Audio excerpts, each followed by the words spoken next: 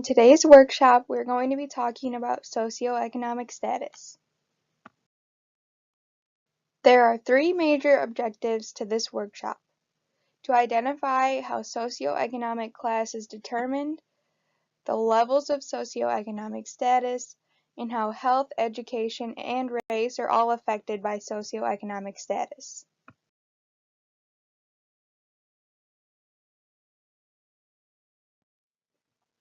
The first key to understanding socioeconomic status is knowing how it's determined.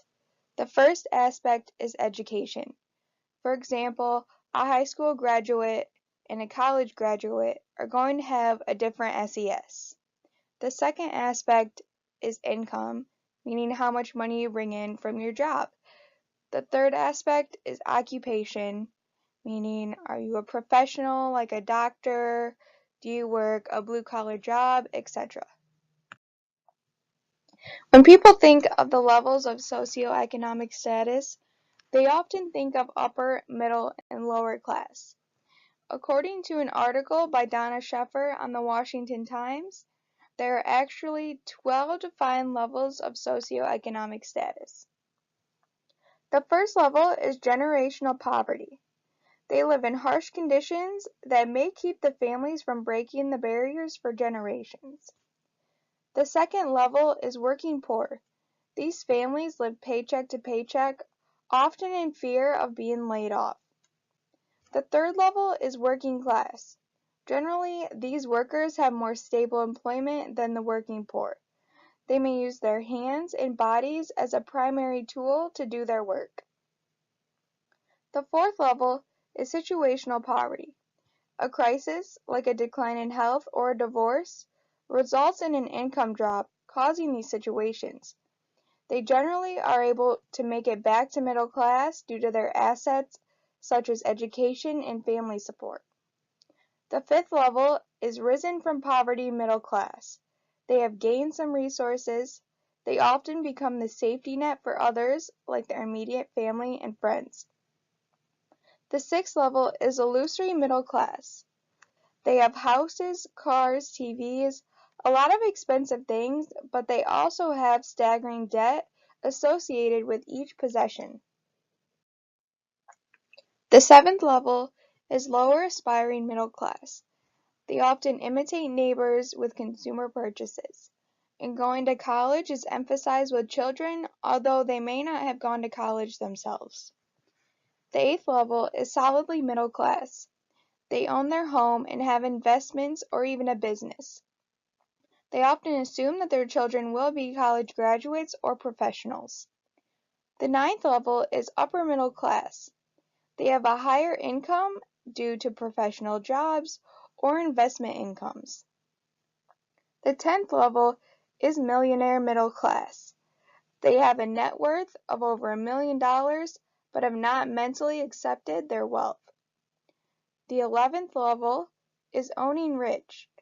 They own income-producing assets sufficient to make paid employment unnecessary. The 12th and final level is ruling rich. They hold positions of power in major institutions of society, and they may live secluded lives or are protected from the general public. In order to demonstrate the differences in socioeconomic status, we're going to be performing the baby egg activity. In order to do this, we're going to divide the class into three groups: low, middle, and high SES. Then we're going to distribute fake money.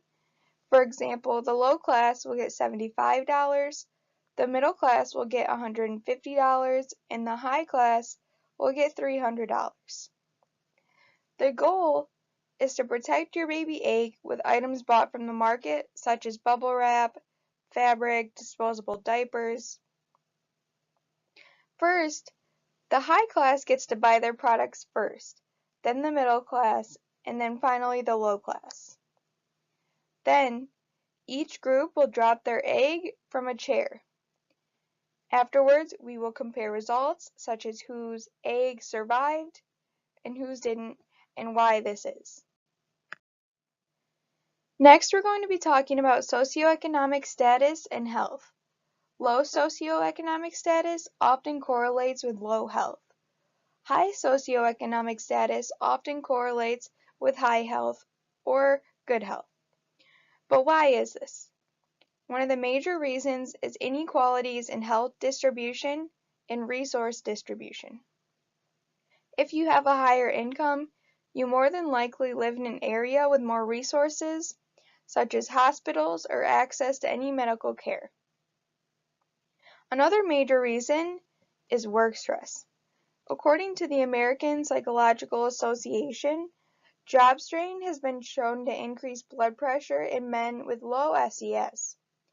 High demands and low decision control have predicted heart disease in white-collar workers.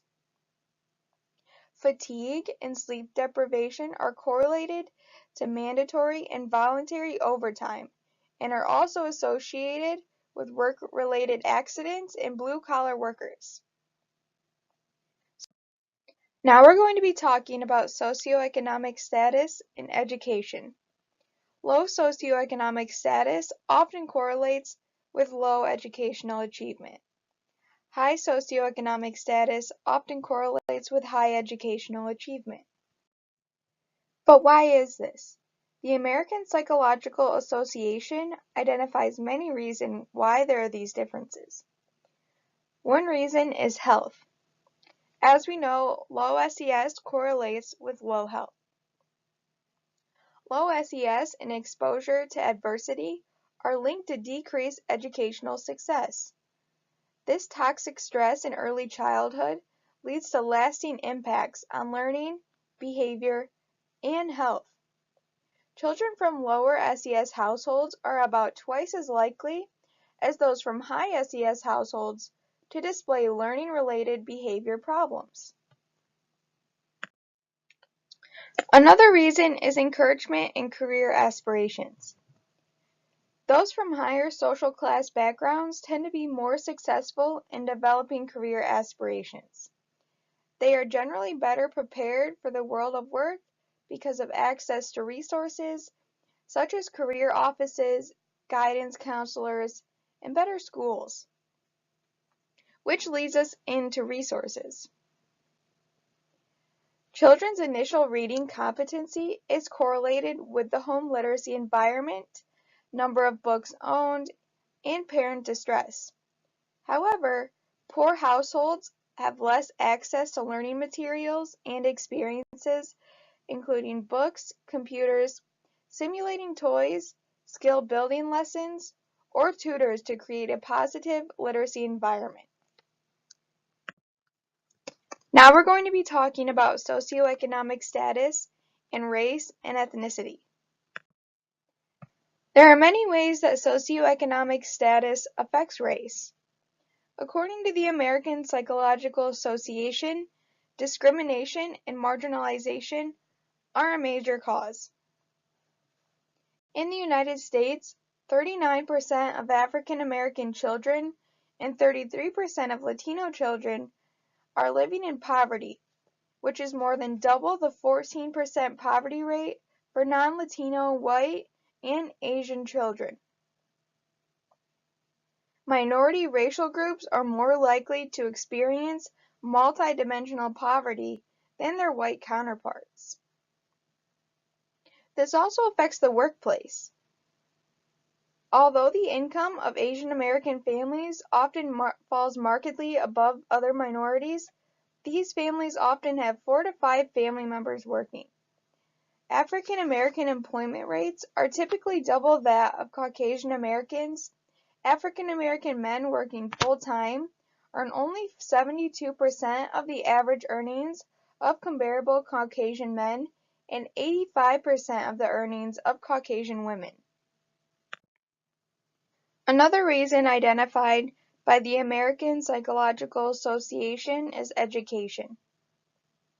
African Americans and Latinos are more likely to attend high-poverty schools than Asian Americans and Caucasians. From 2000 to 2013, the dropout rate between racial groups narrowed significantly. However, high school dropout rates among Latinos remain the highest, followed by African Americans and then whites.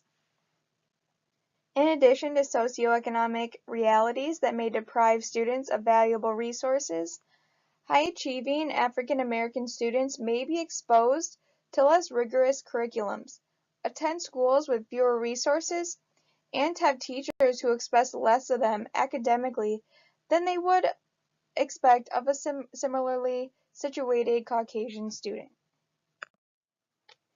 The final reason identified by the American Psychological Association is health. Racial and ethnic minorities have worse overall health than that of white Americans.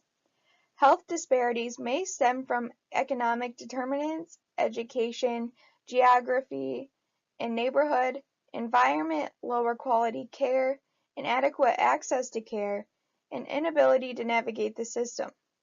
There also may be provider ignorance or bias, and stress. Socioeconomic status and race have been associated with avoidable procedures, avoidable hospitalizations, and untreated diseases. At each level of income, African Americans have worse outcomes than whites. This could be due to the adverse health effects of more concentrated disadvantage or a range of experiences related to racial bias. Not only is physical health affected, but mental health as well. Hispanics and African Americans report a lower risk of having a psychiatric disorder compared with their white counterparts. However, those who become ill tend to have more persistent disorders. Research on post-traumatic stress disorder indicates that African Americans, Hispanics, Asians, American Indians, and Native Hawaiians have higher rates of PTSD than whites, which are not accounted for by SES in their history of psychiatric disorders. American Indians are at heightened risk for PTSD and alcohol dependence. Perceived discrimination has been shown to contribute to mental health disorders among racial groups such as Asian Americans and African Americans. Compared with whites, African Americans are more frequently diagnosed with schizophrenia, a low prevalence but serious condition. To finish up the workshop, we're going to have a recap quiz. You should know the 3 factors that determine socioeconomic status, the levels of socioeconomic status, how low socioeconomic status correlates with low education and low health, and 3 reasons how socioeconomic status affects race.